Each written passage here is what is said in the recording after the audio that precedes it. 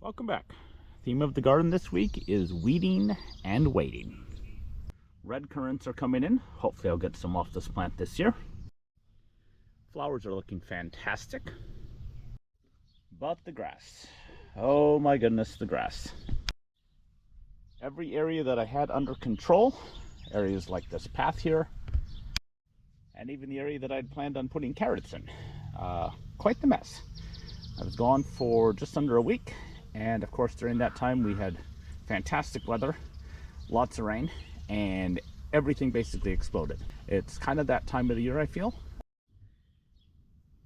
Even the broccoli looks pretty good considering the amount of heat we've had and lack of care while I was gone.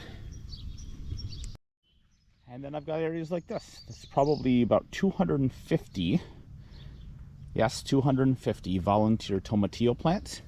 I did not get out here early enough last year and they all dropped. I picked up what I could, but man, are they prolific and doing great.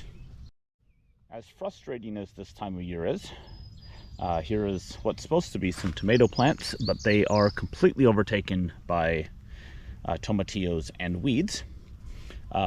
There's areas of the garden that look fantastic. So it's kind of a little of everything. It's frustrating, but it is what it is. Let's look around a little more. Rutabagas are looking good. They've been in the ground about 2 weeks. It has definitely not been ideal for them. They were in the greenhouse way too long, but most of these plants look pretty healthy. I don't have a lot of bug damage. We're gonna let them go and hope they do their thing.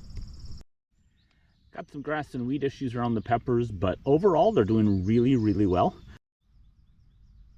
Despite some grass and weeds, the flowers are looking fantastic. My intercropping with cabbage, onions, and marigolds is looking good. Marigolds should be blooming in the next couple of weeks, I would say. And despite some grass from the weed whacker, the cabbage is looking fantastic. I'm starting to get a little bit of bug damage in here.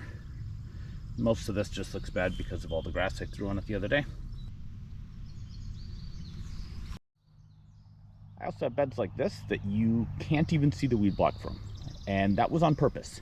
My goal with this specific bed was to plant very dense. This is cabbage and marigolds, everything that I grew from seed, and to see, can I choke out enough of the grass and the weeds that they just do their thing? Does it make a difference? I've got onions planted on this side of the row. So far it looks so good. I don't see a whole lot of grass getting in there other than stuff on this side that's by the tomato trellis, which is completely overgrown. So I think overall it's working. I'll be curious to see later in the season if it's as good as I think it is.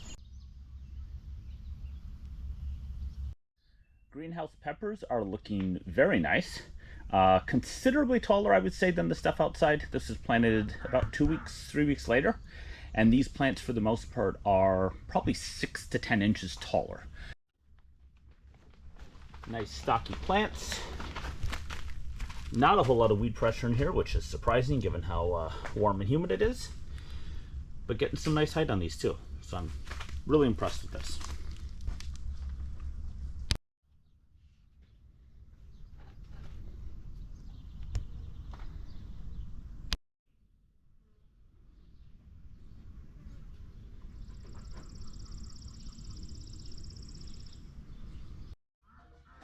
Pruning tomatoes is on the schedule for tomorrow, but overall these are looking great.